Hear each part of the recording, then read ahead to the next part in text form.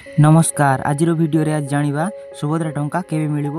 24 तारीख दिन में सतरे मिल नवेम्बर 24 तारीख में चलतु जाना पूर्व वीडियो गोटे लाइक करूँ चैनल को नुआ आसते गोटे सब्सक्राइब कर दिंतु पुणी आसो सुभद्रा टंका हिताधिकारी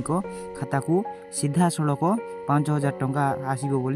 उपमुख्यमंत्री प्रभाती परिड़ा कहते एथर आउ कड़े लक्ष हिताधिकारी मिल सुभद्रा टंका बोली उपमुख्यमंत्री कही एने घोषणा करिसेंती उपमुख्यमंत्री प्रभाती परिड़ा। उपमुख्यमंत्री